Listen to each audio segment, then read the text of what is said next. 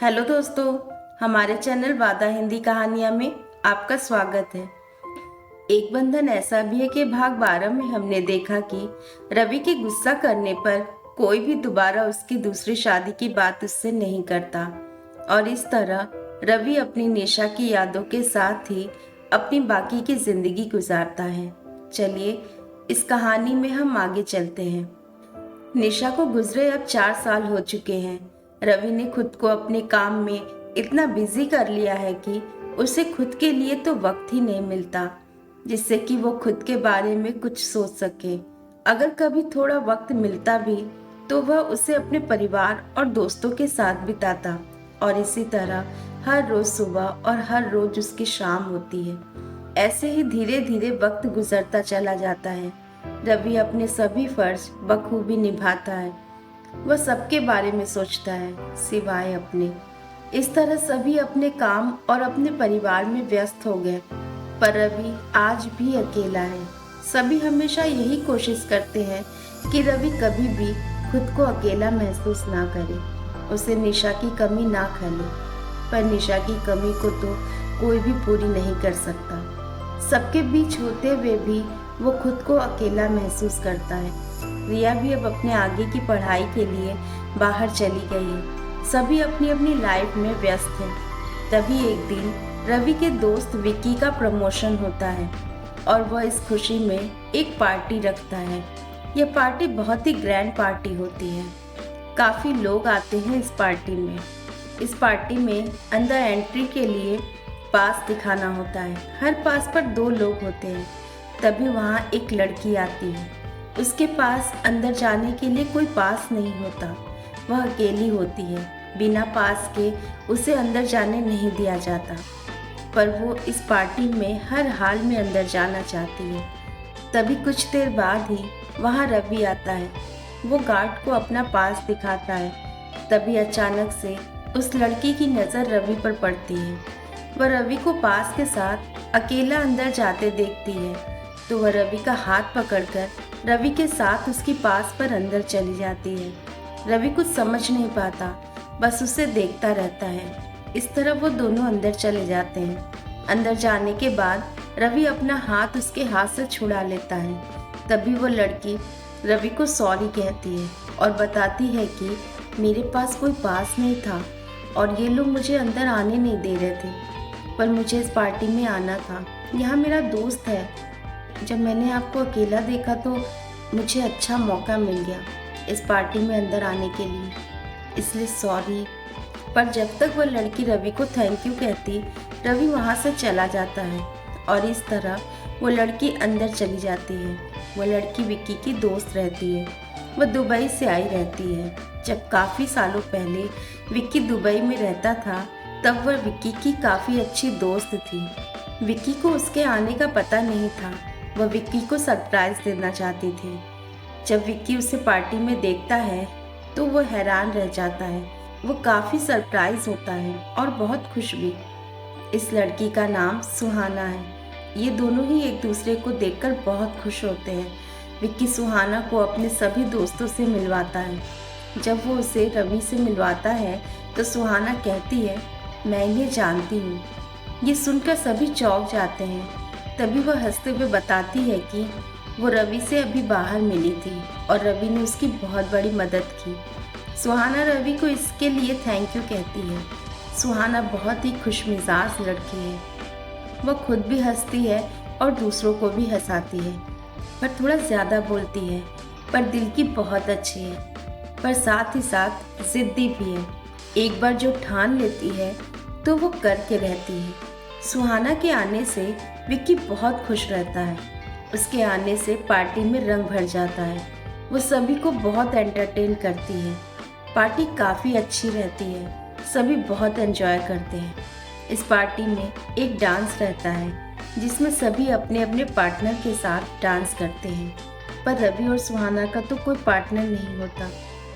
सुहाना रवि को अकेला देखकर उससे डांस के लिए कहती है, पर रवि मना कर देता है। सुहाना विक्की से कहती है, कैसा इंसान है यार, ना तो हंसता है और ना ही कुछ बोलता है, बहुत एटीट्यूड में रहता है। अपनी पावर का लगता है बहुत घमंड है इसे। पता नहीं क्या समझता है खुद को, जैसे मैं इसके साथ डांस करने के लिए मरी जा रही हूँ। वो तो मैंने अकेला देखा इसलिए पूछ लिया, वरना मुझे क्या पड़ी थी। तभी विक्की सुहाना से कहता है, ऐसा नहीं है जैसा तुम समझ रही हो। वो ऐसा नहीं है, वो दिल का बहुत अच्छा है। उसकी लाइफ में कुछ ऐसी घटनाएं हुई हैं जिनकी वजह से वो ऐसा हो गया है, वरना वो तो बहुत ही अच्छा इंसान है। पर तुम फिक्र मत करो, मैं हूँ ना, मैं करूँगा तुम्हारे साथ डांस। पर सुहाना विक्की को मना कर देती है और कहती है, अगर ऐसी बात है तो अब तो मैं इसी के साथ डांस करूँगी। रोते हुए को भी हंसाना जानती हूँ। विक्की पूछता है, क्या करोगी तुम? सुहाना कहती है, देखते जाओ, wait and watch. Suhana dance के लिए रवि का नाम अनाउंस कर देती है। रवि और बाकी सभी सुहाना की इस हरकत से चौंक जाते हैं। रवि विक्की से कहता है, क्या कर रही है ये? मैं कोई डांस करने वाला नहीं, जा रहा हूँ मैं। ये कहकर रवि वहाँ से जाने लगता है। तभी सुहाना एक बार फिर से रवि का नाम लेती है। सभी की नज़र रवि की तरफ होती है। वहाँ आए सभी रवि को डांस के लिए फोर्स करने लगते हैं। रवि को सुहाना पर बहुत गुस्सा आता है, पर वो सभी के सामने कुछ नहीं कह पाता। वो नहीं चाहता कि पार्टी खराब हो और उसे सुहाना के साथ डांस करना पड़ता है। डांस के बाद रवि तुरंत वहाँ से चला जाता है। रवि के सभी दोस्त जानते हैं कि सुहाना की इस हरकत से वो बहुत गुस्से में है। विक्की सुहाना से कहता है, तुम्हें ऐसा नहीं करना चाहिए था। पर सुहाना उसकी बात टाल जाती है। पार्टी खत्म होती है, सभी अपने घर चले जाते हैं। सुहाना विक्की के साथ उसके घर पर ही रुकती है। वह दोनों ही रात में बहुत सी बातें करते हैं। विक्की सुहाना से पूछता है, तुम यहाँ कैसे आई? सुहाना बताती है कि वो अपने काम के सिलसिले में यहाँ आई है। काम खत्म होने पर फिर से वो वापस चली जाएगी, पर तब तक के लिए एक घर की ज़रूरत है। विक्की कहता है, घर ढूंढने में मैं तुम्हारी मदद करूँगा, पर तुम्हें रवि के साथ इस तरह का मजाक नहीं करना चाहिए था। रवि बहुत गुस्से में था। सुहाना ने भी कहा, हाँ शायद थोड़ा ज़्यादा हो गया, मुझे रवि से माफ़ी मांगनी चाहिए, मैं कल ही उससे माफ़ी मांग लूँगी। पर विक्की कहता है, इसकी ज़रूरत नहीं है, रवि किसी भी बात को दिल से नहीं लगाता, तुम फिक्र मत करो, मैं उससे बात कर लूँगा। सुहाना कहती है, नहीं, गलती मैंने की है तो माफ़ी भी मुझे ही मांगनी चाहिए। तुम बस ये बता दो कि कल वो कब और कहाँ मिलेगा। ये कहकर सुहाना सोने चली जाती है। जाते जाते सुहाना कहती है, पर तुम उसे कुछ नहीं बताओगे। दूसरे दिन सुहाना रवि के हॉस्पिटल का पता लेकर उससे मिलने के लिए उसके हॉस्पिटल जाती है।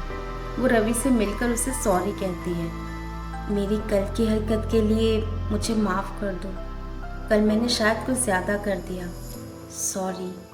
रवि कहता है, कोई बात नहीं। सुहाना कहती है, यानी तुमने मुझे माफ़ कर दिया? एक बात पूछूं, तुम कभी हंसते नहीं हो? नहीं, वो क्या है ना कि तुम्हारे चेहरे पर कल भी कोई हंसी नहीं थी और आज भी तुम हमेशा ऐसे ही सीरियस रहते हो। मुस्कुराने में डर लगता है। रवि उसे देखता रहता है। उसकी बातों से रवि को हंसी आ जाती है।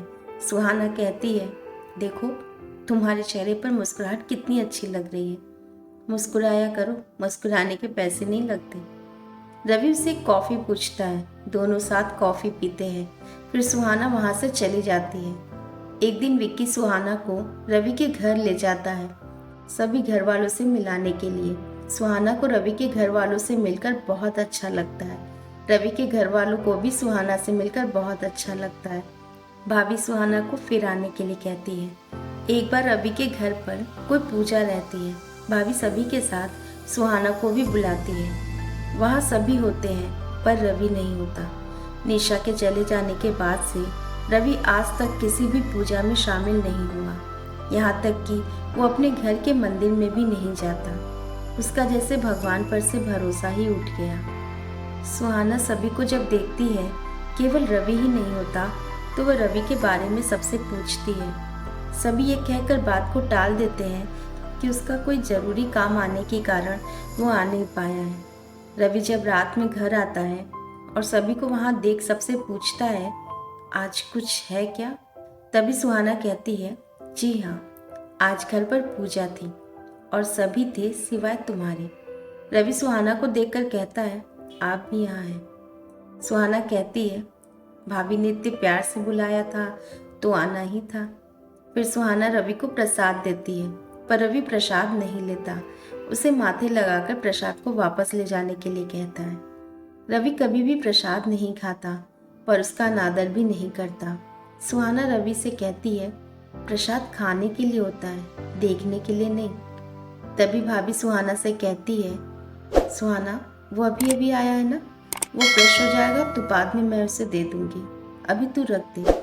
रवि कभी भी प्रसाद नहीं खाता, पर भाभी हर रोज उसके खाने में प्रसाद डालकर उसे खाना देती है। सभी साथ बैठकर खाना खाते हैं और फिर सभी अपने अपने घर चले जाते हैं। सुहाना का रवि के घर इस तरह अक्सर किसी न किसी वजह से आना जाना होने लगा। सुहाना को भी रवि के घर जाना बहुत अच्छा लगने लगा। वह किसी न किसी वजह से रवि के घर आने जाने लगी और रवि के घर के हर फंक्शन में भी शामिल होने लगी। वह धीरे धीरे सभी से बिल्कुल घुल मिल गई। सभी उसे भी बहुत पसंद करने लगे। वह हमेशा लोगों को हंसाया करती, उसकी हरकतें लोगों को हंसने पर मजबूर कर देती। इस तरह सभी उससे और वो सभी से अच्छी तरह से घुल मिल जाती हैं। एक बार सुहाना भाभी से पूछती है, भाभी रवि ऐसा क्यों है, वो इतना शांत और गुमसुम क्यों रहता है? भाभी के पास उसके किसी भी सवाल का कोई जवाब नहीं होता। वो उसे बताती है कि एक हादसे में उसकी पत्नी का एक्सीडेंट हो गया था, वो तभी से ऐसा है। उसे ये जानकर रवि के प्रति उसे हमदर्दी होने लगी। सुहाना का बार बार रवि के घर आना, बार बार रवि से मिलना उसे रवि के करीब ले जाने लगा। सुहाना जितना उससे मिलती, रवि उतना ही उसे अच्छा लगने लगा। धीरे धीरे रवि सुहाना को पसंद आने लगा। वो रवि को चाहने लगी। वो मन ही मन रवि को पसंद करने लगी। पर कभी भी रवि ने इस बात पर गौर नहीं किया। उसने कभी भी सुहाना को उस नज़र से देखा ही नहीं। रवि के मन में ऐसा कभी कुछ आया ही नहीं। उसे लगा कि वो विक्की की दोस्त है और सभी से काफ़ी घुल मिल गई है, इसलिए उसने कभी भी कुछ नोटिस नहीं किया। सुहाना हमेशा किसी न किसी बहाने से रवि के घर आया करती। उसे रवि के करीब रहना बहुत अच्छा लगने लगा। वह हमेशा रवि के करीब रहने के बारे में सोचती। धीरे धीरे सुहाना बिल्कुल घर जैसी हो गई। सुहाना का बार बार रवि के घर आना, रवि के करीब रहना, यहाँ तक कि रवि की छोटी सी छोटी चीज़ों का ख्याल रखना, ये सब कुछ भाभी को थोड़ा अजीब लगने लगा। भाभी को अंदर ही अंदर लगने लगा कि शायद सुहाना रवि को पसंद करती है, पर कभी भी भाभी ने सुहाना से इस बारे में बात नहीं की। सुहाना के आने से घर में एक रौनक सी आ जाती, सभी के चेहरे पर मुस्कुराहट आ जाती, यहाँ तक कि उसकी बातों से रवि के भी चेहरे पर मुस्कुराहट आ जाती। जो रवि निशा के जाने के बाद से हंसना ही भूल गया था, वो मुस्कुराना सीख गया। ये सब देखकर भाभी बहुत खुश होती है, पर वह डरती है कि कहीं उसकी ये सोच झूठी न हो जाए। निशा के जाने के बाद से उस घर की जैसे खुशियां ही गुम हो गई थी, मगर सुहाना के आने के बाद से जैसे उस घर में जान आ गई हो। सुहाना की हरकतें देखकर भाभी से रहा नहीं जाता। वो आनंद और अजय की पत्नियों को सारी बात बताती है और उनसे सुहाना के मन की बात जानने को कहती है। भाभी के कहने पर वो दोनों सुहाना से बात करती हैं। पहले तो सुहाना इनकार करती है, पर उनके बार बार पूछने पर वो उन्हें सच सच बताती है कि वो रवि को पसंद करती है, उससे प्यार करने लगी है और उसकी ज़िंदगी में शामिल होना चाहती है। सभी सुहाना को समझाती हैं कि रवि भैया कभी नहीं मानेंगे, पर सुहाना उन्हें यकीन दिलाती है कि अगर वो सभी उसका साथ दें तो वो रवि को शादी के लिए मना लेगी। सुहाना की बातें सभी को एक नई किरण की ओर ले जाती है। वो दोनों ही सुहाना की सारी बातें भाभी को बताती हैं। भाभी ये जानकर बहुत खुश होती है, पर उन्हें एक डर भी सताता है कि कहीं कोई छोटी सी भी गलती रवि को कोई चोट न पहुंचाए, कहीं सुहाना की इस हरकत से रवि नाराज न हो जाए। फिर भाभी सुहाना से बात करती है। सुहाना भाभी को यकीन दिलाती है कि वो रवि को कभी भी कोई तकलीफ नहीं होने देगी। वो रवि का बहुत ख्याल रखेगी उसे दुनिया की सारी खुशी देगी, वो उसे बहुत प्यार करेगी।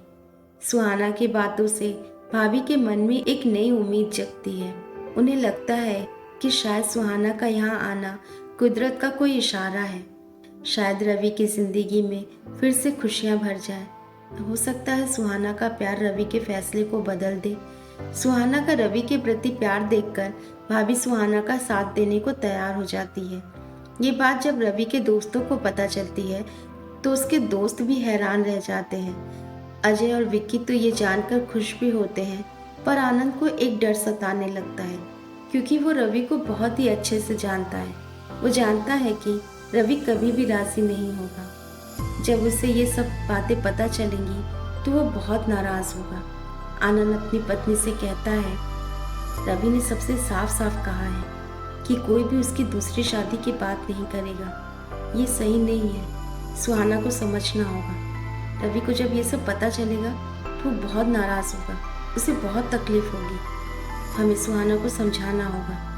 आनंद की पत्नी जया उसे समझाती है कि शायद भगवान ने ही सुहाना को यहाँ भेजा है। हो सकता है कि ये सब भगवान का कोई इशारा है। अगर रवि भैया की जिंदगी में फिर से खुशियाँ आ जाए तो हम सबको बहुत खुशी होगी। आप भी तो यही चाहते हैं ना, रवि भैया अपनी जिंदगी में आगे बढ़े। और अब तो भाभी ने भी मंजूरी दे दी है। जया के लाख समझाने के बाद भी आनंद असमंजस में रहता है, क्योंकि वो रवि को दुखी नहीं देख सकता।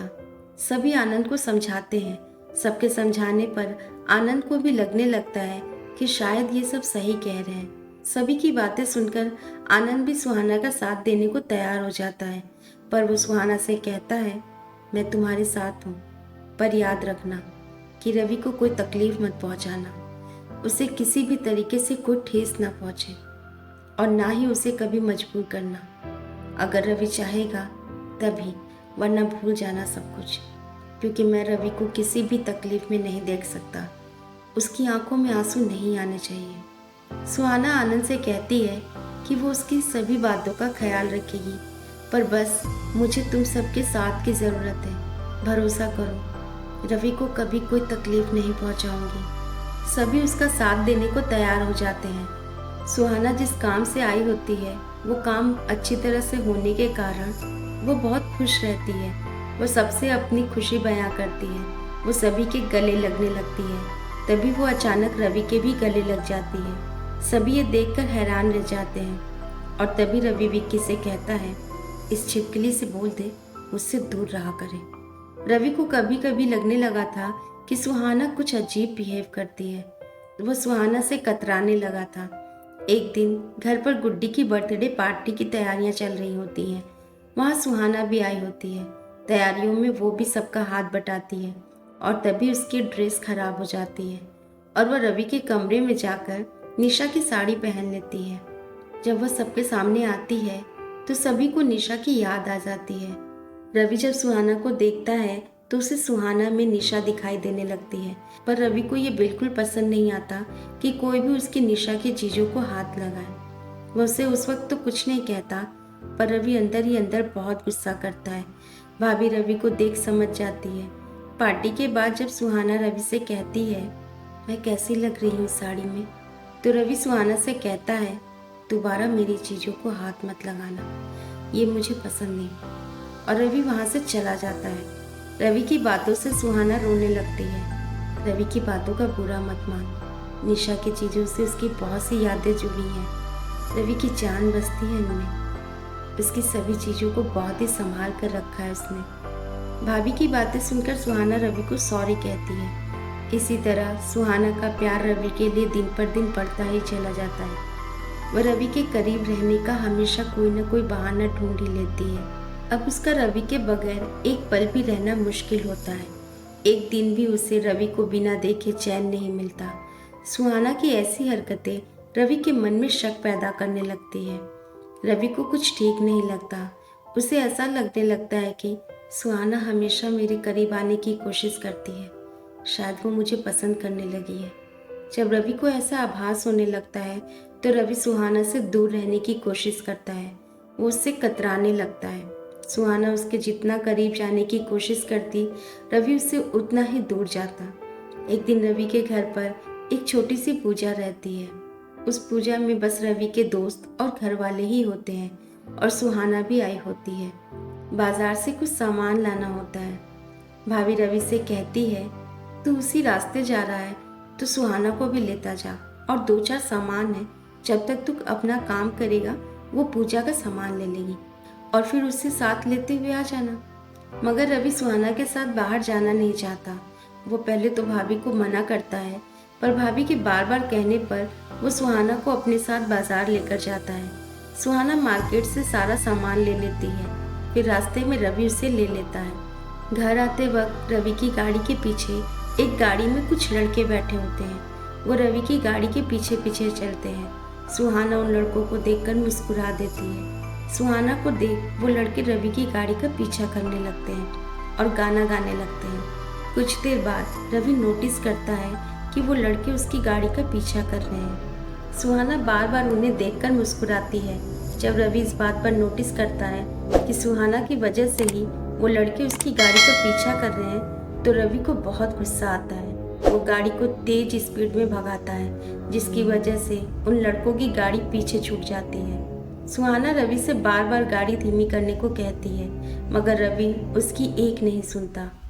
घर पहुंचने के बाद रवि सुहाना को गुस्से में गाड़ी से उसका हाथ पकड़कर बाहर निकालता है और उसे घर के अंदर ले जाता है और भाभी से कहता है, दोबारा इसे मेरे साथ कहीं मत भेजिएगा।